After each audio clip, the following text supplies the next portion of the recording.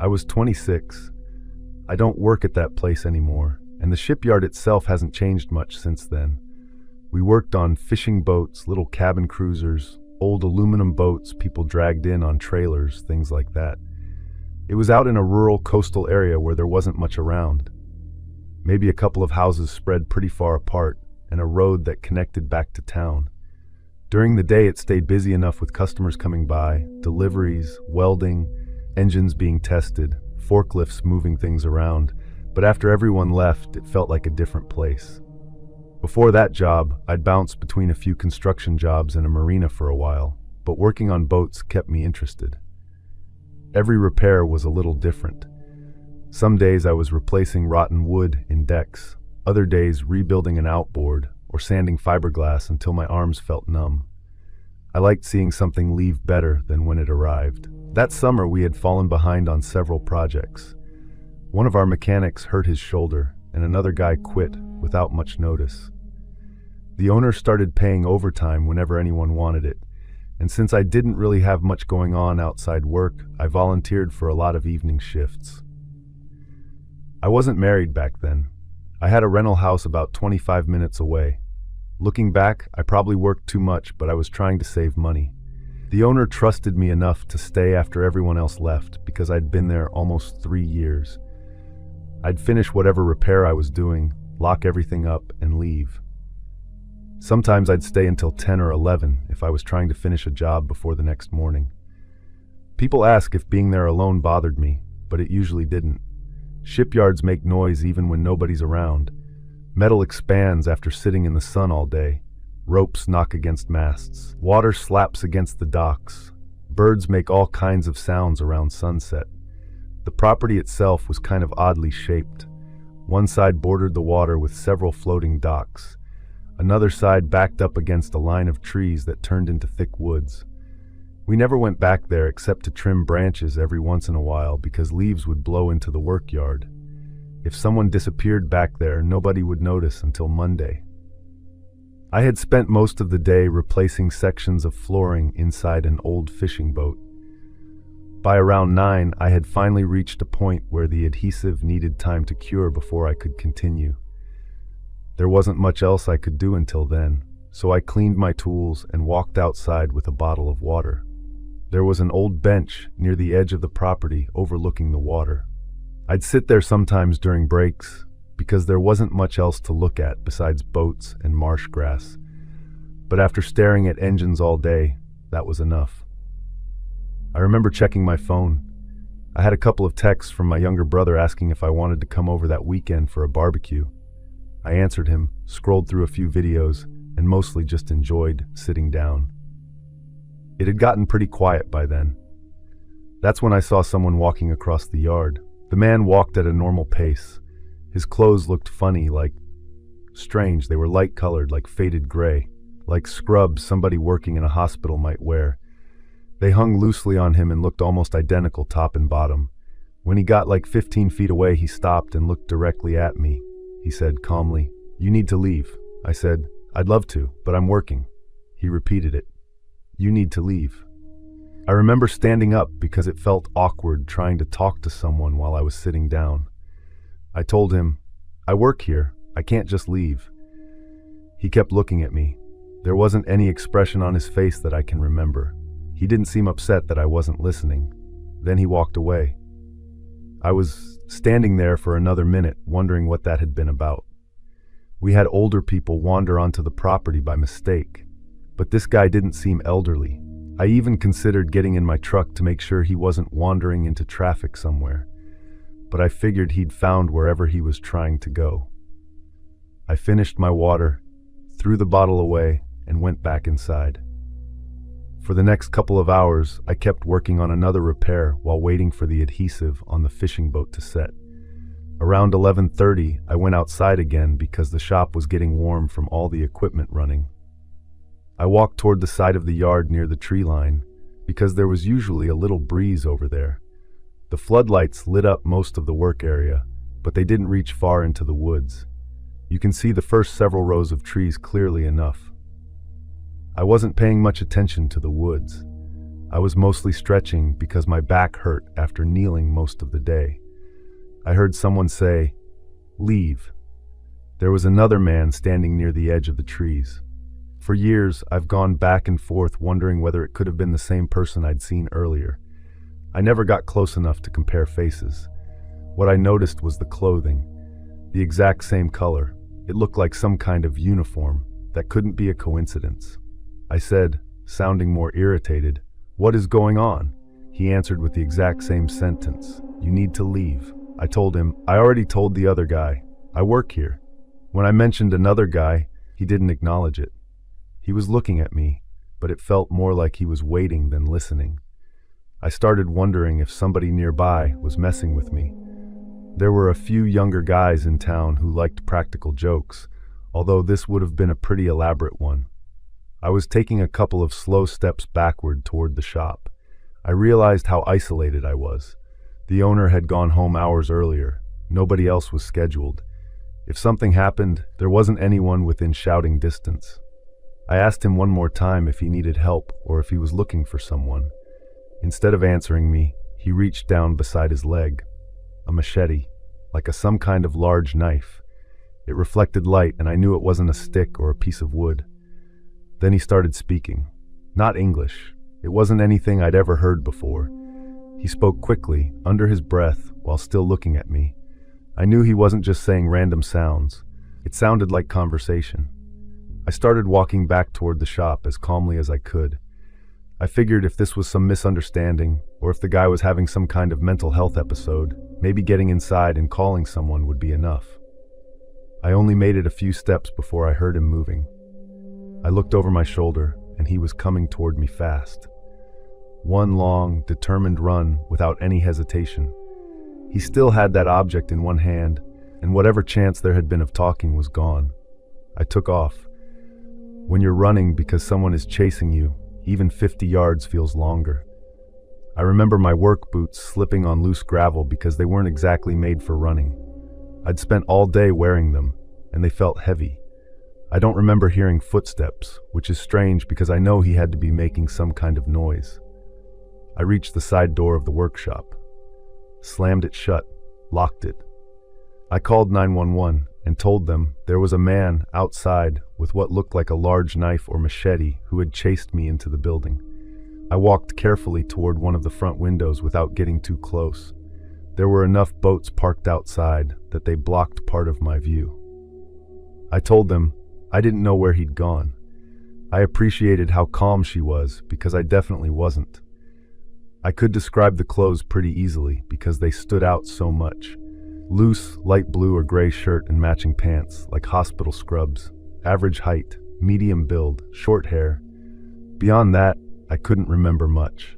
His face just hadn't registered in my head the way the clothing had. When I said there had actually been another man earlier wearing what looked like the exact same thing, she asked if I thought it was the same person. Few hours had passed between seeing them. I just couldn't say for certain. Once they were outside, they called my phone instead of knocking. They wanted me to make sure I could see it was actually them before opening the door. After I let them in, we walked back outside.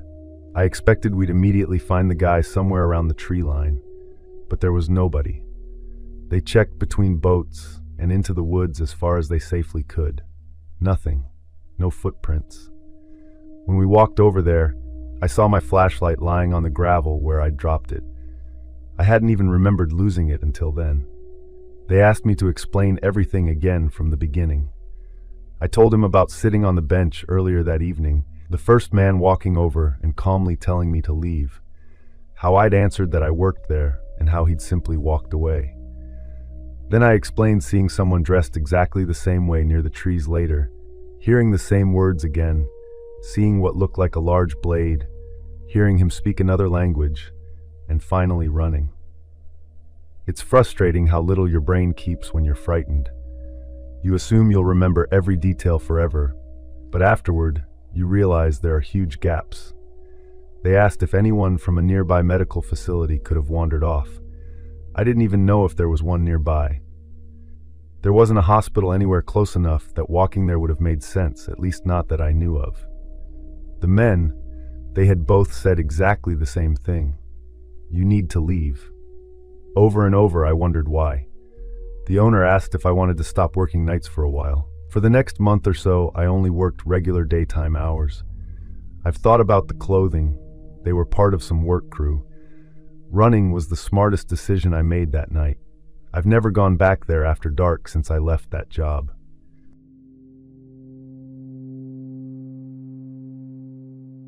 Hi, I'm F30. I lived there for 3 years. It was one of the quieter places I've ever lived.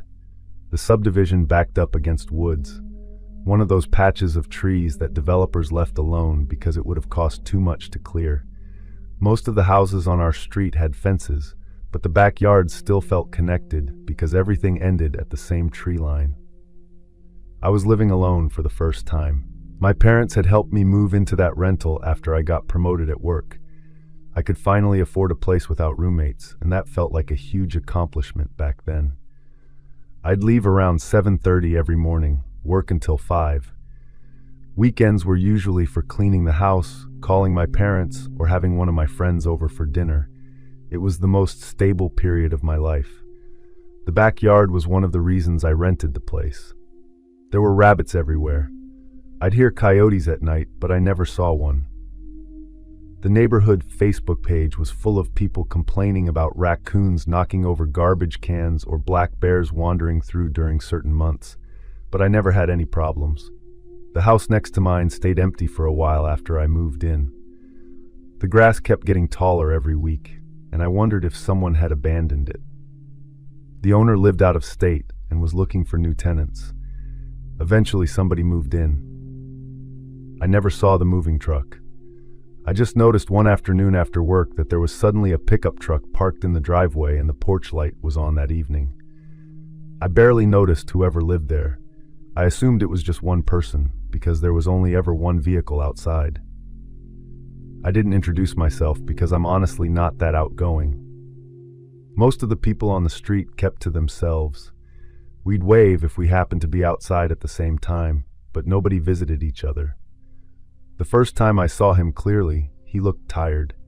He was somewhere in his 40s. He looked rough around the edges. His clothes always looked wrinkled, like he'd slept in them. His hair was uneven, like he'd cut it himself. He wasn't dirty, but he always had the appearance of someone who hadn't really taken care of himself for a while. If we happened to be outside together, he'd just stare before walking back inside. Every neighborhood has at least one weird person. That was how I thought about it too. A couple of weeks later, I was home, cleaning the kitchen when I happened to glance out the window over the sink.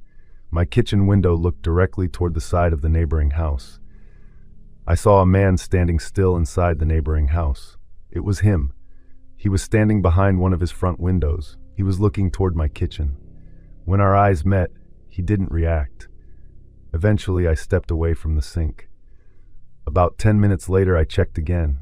The room was empty. The whole thing was odd, but I also talked myself out of making it into something bigger. For the next few weeks, I started seeing him more. Although looking back, I can't say whether he had changed or whether I was paying closer attention. Once I saw him standing near the woods behind both our properties, looking up into the trees for several minutes.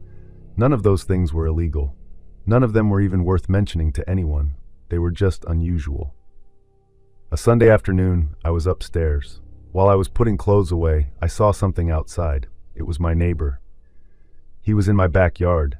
He was walking across the grass behind my house. He only had one shoe on. His left foot had a dirty sneaker. His right foot was bare.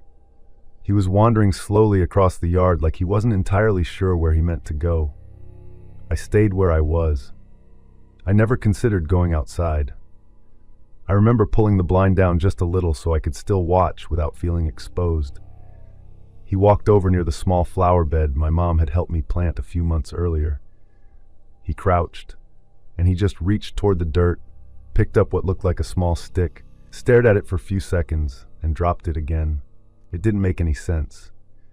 After that, he walked toward the back fence, stopped, turned around once, looked toward my house, and then left through the same gate he'd apparently come through. A month passed.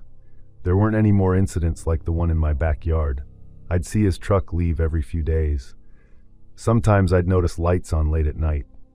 I'd go 2 or 3 days without seeing him at all. I started wondering if he'd been dealing with mental illness or medication issue. I remember mentioning him to my mom while we were talking on the phone one evening. I told her he seemed a little strange, mostly because of the staring and the backyard thing. She told me to keep my doors locked, which I already did, and she asked if I wanted my dad to come over and check the house. I laughed and told her it wasn't necessary. Friday night, I came home from work, and I barely had enough energy to cook, cleaned the kitchen, and went upstairs earlier. I remember opening the bedroom window for a little while because it had finally cooled off outside. Every now and then I'd hear laughter carry through the trees. Before going to bed, I shut the window, locked it, turned off the bedroom light, and climbed into bed with my phone. I had a habit of scrolling through social media until I got sleepy. I don't know what time it was when it happened. It couldn't have been very late because I wasn't asleep. I had my bedside lamp on instead of the overhead light. My bedroom door was open because I'd left it that way after brushing my teeth. I wasn't paying attention to anything except my phone until something made me glance toward the doorway. Someone standing there. He was there. The neighbor was standing in my bedroom doorway looking at me. I had locked every door before going upstairs. There was an old body bag draped over one shoulder. It looked filthy, faded gray, and one side had long tears running through it like it had been dragged across concrete or caught on something sharp. I don't know if it was a body bag, but that's the only thing I've ever seen that looked like it. He was holding something. They looked like large scissors. Garden shears would be a better description. I screamed. He swung one arm toward me, and whatever he had in his hand flew across the room. It hit the wall behind my bed with a loud crack and landed somewhere on the floor. He was already coming toward me. He reached over the corner of the bed and grabbed for my arm. His fingers brushed my wrist, but didn't get a full grip because I threw myself backward across the mattress. The bed ended up between us for a second, and I started moving around it instead of trying to climb over it. That saved me. Every time he came around one side, I was already moving toward the other. I kept screaming the entire time. I remember hearing him breathing harder. He kept trying to reach me. After a few seconds, I made it around the end of the bed and got into the hallway before he did. I ran downstairs. I had to get outside before he caught me. I unlocked the front door, ran barefoot across the lawn. It wasn't until I reached the sidewalk that I realized I had nothing with me. No phone, no shoes. I ran to the closest house first because their porch light was on. I pounded on the door hard. Nobody answered. I don't know if they weren't home or if they were afraid to answer because someone was screaming outside late at night. I ran to another house farther down the street. I barely remember what I was yelling by then. The husband opened the door, and I think seeing how panicked I was made him understand immediately that something was seriously wrong. They pulled me inside. They handed me a phone, and I called 911. 2 officers searched my house. The neighbor was gone. There wasn't any sign of him. They searched the neighboring house. At least that's what they told me. The truck was still there. The house had furniture inside, but there wasn't anyone there. I stayed with my parents for a few days after that. The owner of the neighboring house had been contacted. According to him, he had rented the property to a woman. He had met a woman. She had signed the lease. She had paid the deposit. She had collected the keys herself. The paperwork was entirely in her name. There was no mention of any man living there. As far as the owner knew, a single woman had been renting that house the entire time. I asked whether she'd had a boyfriend move in later. He said he had no idea because he lived few states away and never visited after handing over the keys. I told them I'd never seen a woman there. Not once. Every single time I looked over at that house, the only person I ever saw was the man. The detective couldn't explain it. He said it was possible someone else had been staying there without permission, or that whoever rented the house had intentionally used someone else's information. He admitted they were having trouble identifying the man because nobody seemed to know who he was. As far as I know, they never found him. The lease ended, and the owner eventually cleared out the house himself. I moved before my own lease was up. Losing a little money didn't matter to me. There wasn't any chance I was sleeping in that house again. And there wasn't obvious damage to the doors. He'd found some way to get in earlier with the body bag, like he'd been carrying it around for a long time. It looked worn out, like it had already been used for something. Whether that's true or not, I'll never know.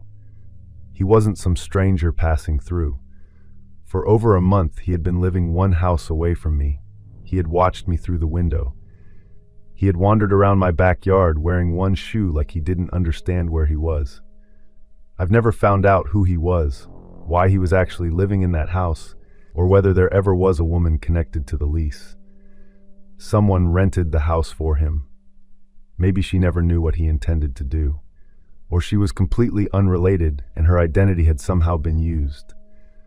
I've lived in different places since then, and none of them have backed up to woods. I was renting a little house during the last year I was in college.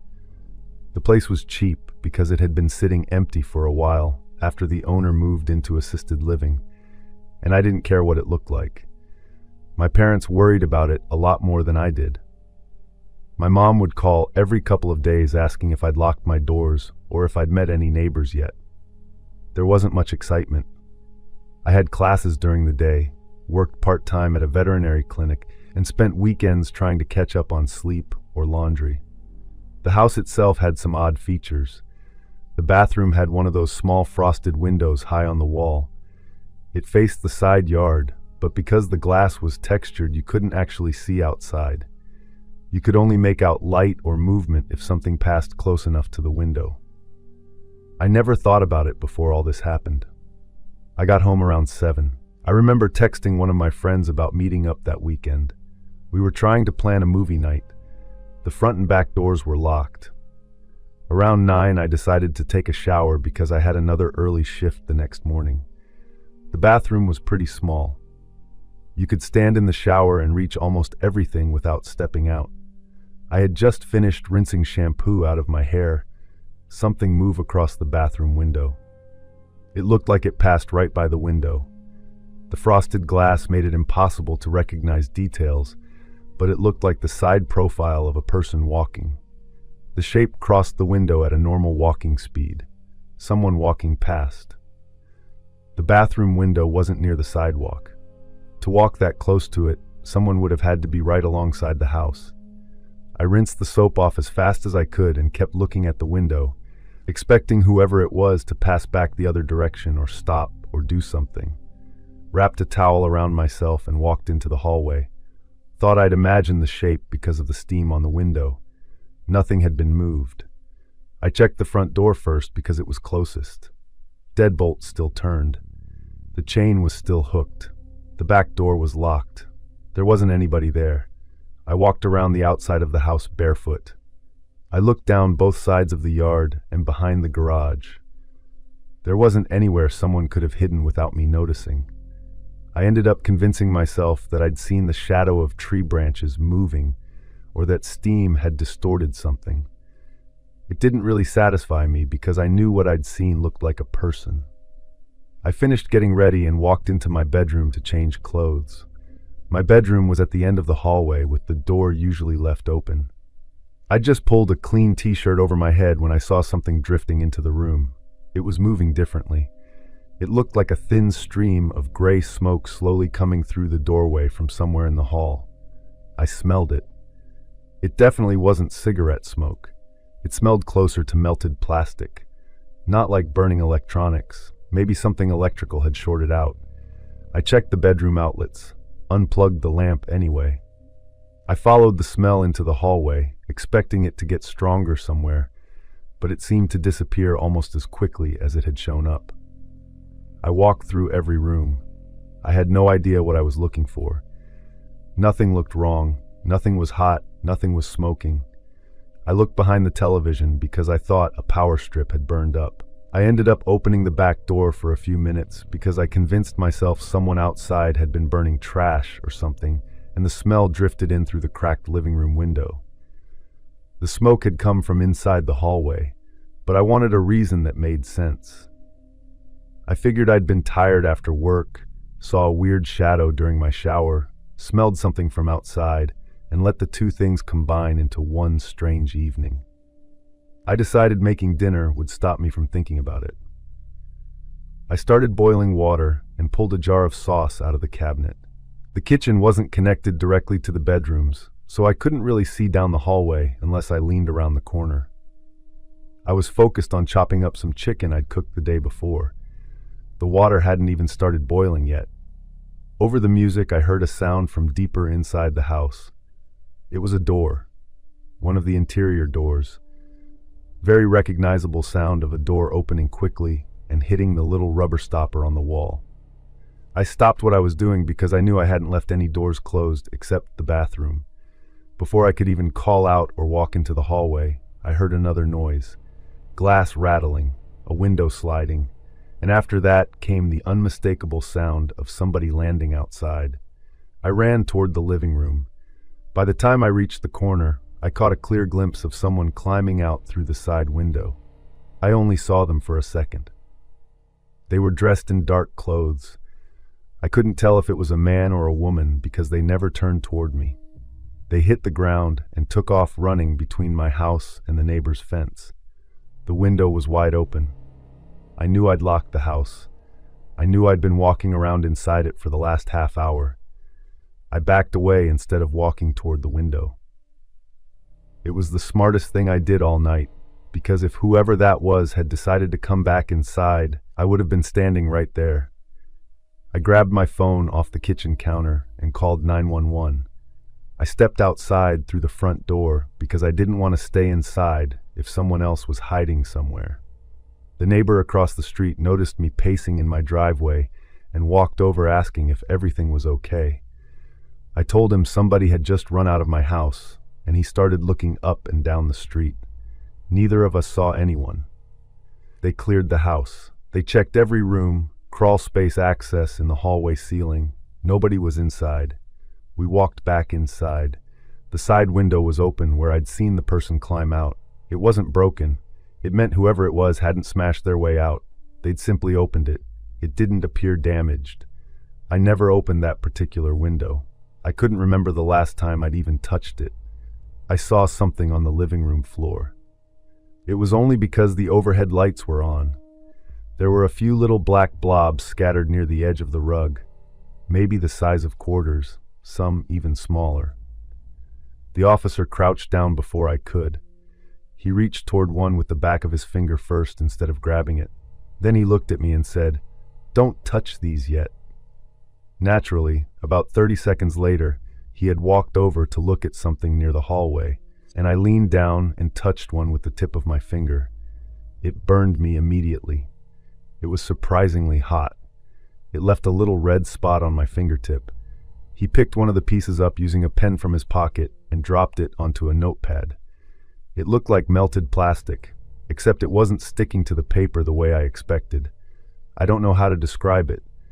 It had the appearance of burned plastic, but the texture reminded me more of hardened tar. The smell hit me again while we were standing there. Same burnt plastic smell from earlier. I told him that was exactly what I'd smelled before I saw the person run out. There were more pieces. One was in the hallway. Another was near my bedroom door. When I walked into the bedroom, there were two more sitting on top of my comforter. Finding those things on my bed meant they'd been standing in my bedroom while I was somewhere else in the house. There was a melted mark underneath one of the black pieces, like the fabric had shrunk inward from heat. The carpet beside the bed had something similar, a small melted patch. The same thing appeared near the couch in the living room. It wasn't widespread damage, just little spots here and there where something extremely hot had apparently rested for a few seconds. There weren't any obvious footprints because the ground had been dry for weeks. He asked if I'd been cooking anything earlier that might explain the melted material. I told him the smoke happened before I'd even started making dinner. Nothing on the stove had burned. One of them said it could have been melted plastic from something the intruder was carrying. Maybe it came from some kind of tool. If somebody was carrying a hot object around, why were there pieces on my bed? Why were there pieces in the middle of the hallway? It wasn't like they formed a trail. They were just scattered. I drove straight to my parents' house. Whoever had been inside hadn't taken cash. The landlord changed every lock on the house. He had someone inspect the crawl space underneath because my dad couldn't stop wondering if there was another access point somewhere. They hadn't identified the material yet. That was one of the things confusing them too.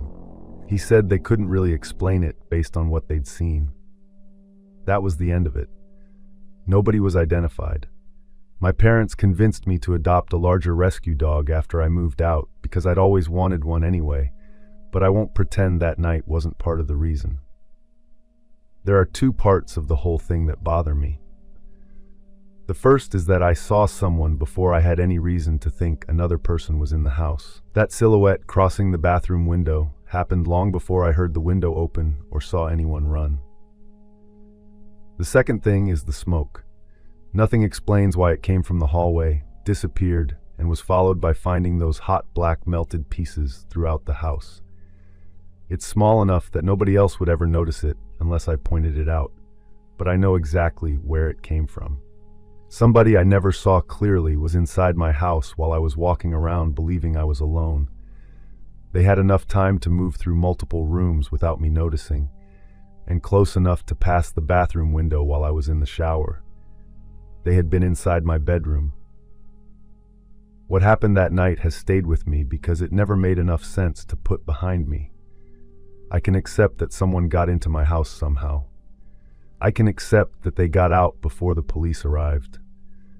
The part I still can't explain is everything else that happened before I even knew they were there.